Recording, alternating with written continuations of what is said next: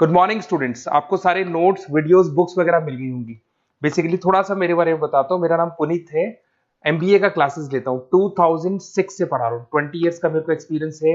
Viju, Purnima, JECRC, Arya, ILM, IRM, IPS business school सब में मैं जा रहा हूँ और एज अ गेस्ट फैकल्टी पढ़ा रहा हूँ। और इवनिंग में मेरा क्लासेस चलता है, ऑनलाइन ऑफलाइन रिकॉर्डेड, तीनों मोड पे क्लासेस चलता है।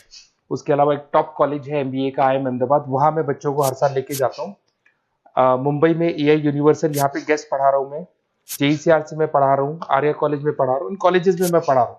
देखिए, राइटर भी हूँ। 2008 से मैंने बुक्स वगैरह लिखना स्टार्ट कर दिया था। यूट्यूब पे सारे वीडियोस मिल जाएंगे, रिकॉर्डेड लाइव लेक्चर सब कुछ मिल जाएंगे। बस एक छोटा सा इंपॉर्टेंट डिस्कशन आप लोगों से करना था। एमबीए आप कहीं से भी करें, थोड़ा सा मेरे से आप डिस्कस करके अगर आप एमबीए ज्वाइन करते हैं तो आप थोड़ा सेफर मोड में रहेंगे। उसका रीजन बताता हूँ क्यों। क्योंकि मेरे को जो एक्सपीरियंस है ना 20 इयर्स का, एमबीए में प्लेसमेंट होगा कि नहीं होगा, कॉलेजेस कैसे पढ़ाते हैं, क्या उनका प्लेसमेंट स्ट्रक्चर है, क्या इंटरनल एक्सटर्नल इन्फॉर्मेशन है, मेन चीज अंदर क्या चल रहा है उनके। क्योंकि मैं तो रेगुलर कॉलेजेस में जा रहा हूँ तो मेरे को पता है कौन से कॉलेज में क्या चल रहा है। तो आप मेरे से थोड़ा सा एडवाइस लेके अगर आप एडमिशन लेते हैं तो थोड़ा सा सेफर जोन में रहेंगे। बाकी आपके डिस्टेंस के ऑनलाइन के एडमिशन, मणिपाल हो गया, एमएटी हो गया, ज्ञान विहार हो गया, तो यहाँ भी आपको अवेलेबल हो जाएंगे। तो आप अगर एडमिशन लेते हैं तो प्लीज मेरे से कंसल्ट करना। हो सकता है कि मैं आपको एक बेस्ट कॉलेज बता पाऊं और एक सेफर जोन में लेके जा पाऊं। क्योंकि एडमिशन लेने के बाद बच्चों को लगता है कि यार गलत जगह चले गए। Okay, best of luck. मेरा नंबर आपके पास है। साथ के साथ अगर आपको कोई और क्वेरी चाहिए तो मेरे को व्हाट्सअप करें या कॉल कर सकते हैं। Okay, best of luck. किसी भी बड़ी कंपनी की एक मीटिंग सोचिए। सेल्स हेड मेज पर हाथ पटक कर कहता है, इस साल हम बिक्री के सारे रिकॉर्ड तोड़ देंगे। फिर प्रोडक्शन हेड सिरे लाकर कहता है, बहुत बढ़िया, लेकिन इतना सामान बनाने के लिए हमारे पास मशीनें ही नहीं हैं। और इन सब के बीच फाइनेंस हेड चश्मा ठीक करते हुए धीरे से कहता है, वैसे भी इन सपनों को पूरा करने के लिए हमारे पास पैसे नहीं है। और नतीजा होता है डेडलॉक। बिल्कुल, हर कोई अपनी जगह सही है, लेकिन कंपनी वो कहीं नहीं जा रही। ये एक क्लासिक खींचतान है जो सबसे अच्छी कंपनियों को भी पटरी से उतार सकती है। सही बात है। और आज हम इसी पहेली को सुलझाने की कोशिश करेंगे। कंपनियां इस अंदरूनी कला से कैसे निपटती हैं, वो ये कैसे पक्का करती हैं कि सब लोग एक ही नाव में, एक ही दिशा में चप्पू चला रहे हों। इसके लिए हमने harmonising financial planning, budget coordination and committees नाम के एक बहुत ही दिलचस्प सोर्स मटेरियल की गहराई में उतरे हैं। और इस मटेरियल ने दो आइडियाज को सामने रखा है जो इस समस्या का हल है। पहला है बजट समन्वय, यानी बजट कोऑर्डिनेशन, तालमेल। हाँ, तालमेल।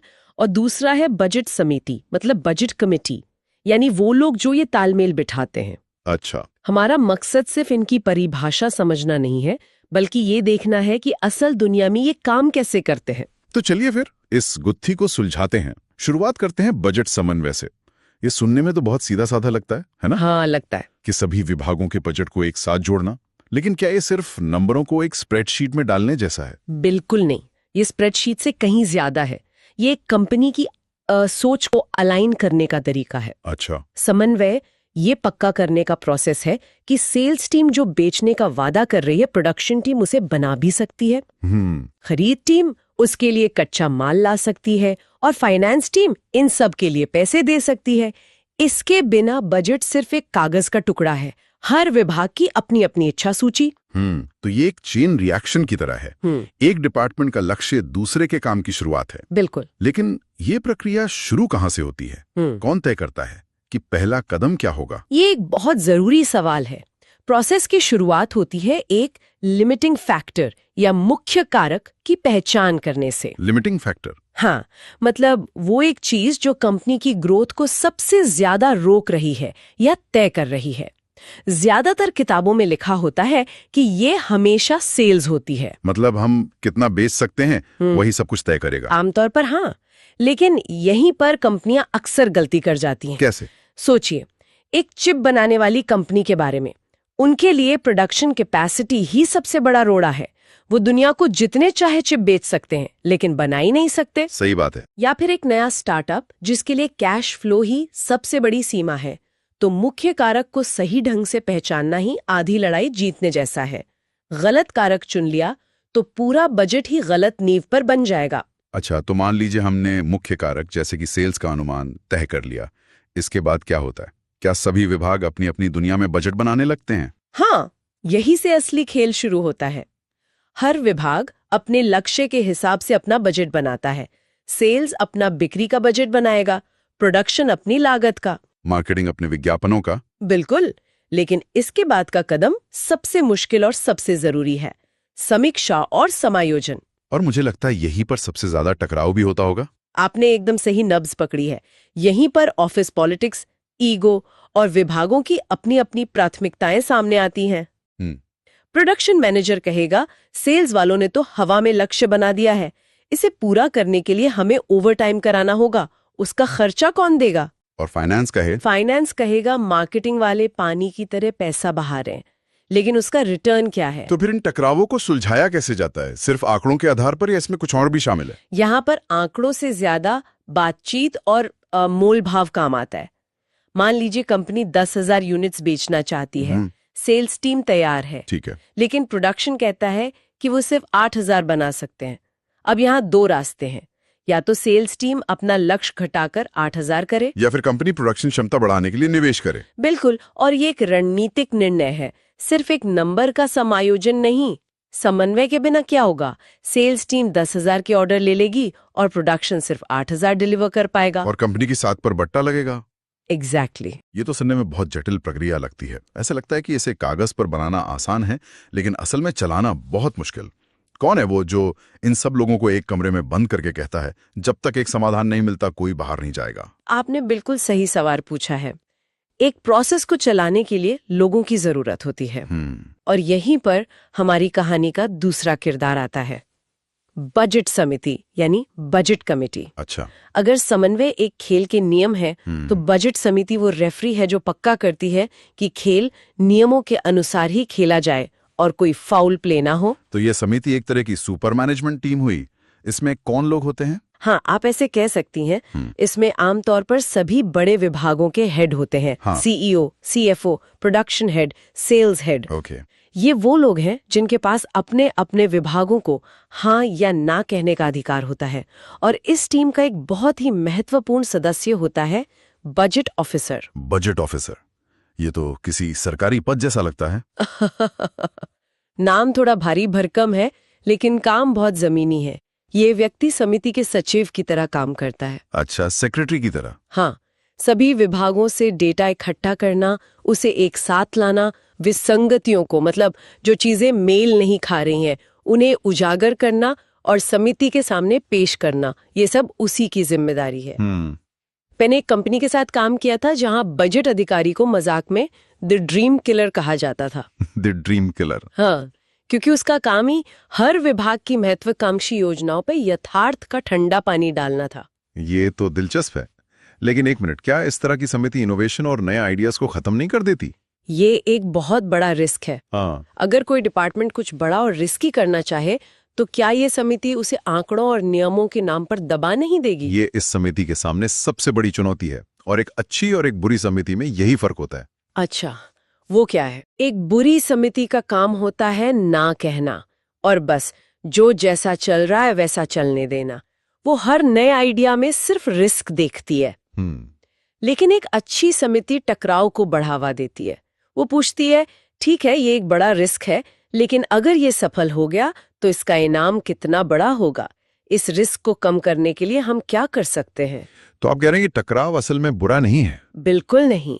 सच कहूं तो बजट मीटिंग का कमरा ही वो जगह है जहां असली लीडरशिप की परीक्षा होती है। अगर सेल्स और प्रोडक्शन में बहस हो रही है तो ये एक अच्छा संकेत है। इसका मतलब है कि लोग परवाह करते हैं। सही बात है। एक कमजोर समिति इस टकराव से बचती है और नतीजा होता है एक ऐसा सुरक्षित बजट जिससे कोई खुश नहीं होता और कंपनी आगे भी नहीं बढ़ती। असली काम बहस को एक नतीजे पर पहुंचाना है। इसका कोई उदाहरण दे सकते हैं कि ये समिति असल में कैसे काम करती है? जरूर, वही हमारा पुराना उदाहरण लेते हैं। सेल्स मैनेजर कहता है बाजार में बहुत डिमांड है, हम 50 लाख की बिक्री कर सकते हैं। ठीक है। प्रोडक्शन मैनेजर कहता है हमारी मशीनें पुरानी हैं, हम 35 लाख से ज्यादा का माल नहीं बना सकते। और फाइनेंस मैनेजर कहता है नई मशीनें खरीदने या अतिरिक्त शिफ्ट चलाने के लिए हमारे पास सिर्फ 40 लाख का बजट है। अब यहाँ एक डेडलॉक है। हाँ, एक बुरी समिति कहेगी ठीक है, 40 लाख ही फाइनल है और बात खत्म। और एक अच्छी समिति क्या करेगी? एक अच्छी समिति कहेगी, 1 मिनट रुकिए, क्या हम कुछ मशीनों को लीज पर ले सकते हैं? क्या हम प्रोडक्शन का कुछ हिस्सा आउटसोर्स कर सकते हैं? मतलब वो ऑप्शंस ढूंढेगी। बिल्कुल। क्या मार्केटिंग टीम थोड़ी कम कीमत पर ज्यादा वॉल्यूम बेच सकती है? वो विकल्पों की तलाश करेगी। शायद वो 45 लाख के एक ऐसे लक्ष्य पर पहुंचे जहां फाइनेंस को थोड़ा ज्यादा निवेश करना पड़े, प्रोडक्शन को थोड़ी ज्यादा मेहनत करनी पड़े, और सेल्स को थोड़े यथार्थवादी होना पड़े। ये एक समझौता है जहां कंपनी की जीत होती है, किसी एक विभाग की नहीं। अब मुझे इन दोनों के बीच का रिश्ता समझ आ रहा है।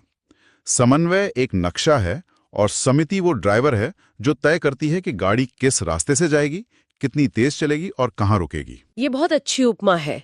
इसे और साफ करें तो बजट समन्वय एक प्रोसेस है, ये कैसे का जवाब है, जबकि बजट समिति एक अधिकार या लोगों का समूह है, ये कौन का जवाब है। अच्छा। समन्वय का मकसद है विभागों में सामंजस्य लाना, समिति का मकसद है उस सामंजस्य को बनाने के लिए कड़े फैसले लेना और उन्हें लागू करवाना। तो फिर हमारी शुरुआती समस्या पर वापस आते हैं, सेल्स, प्रोडक्शन और फाइनेंस की लड़ाई।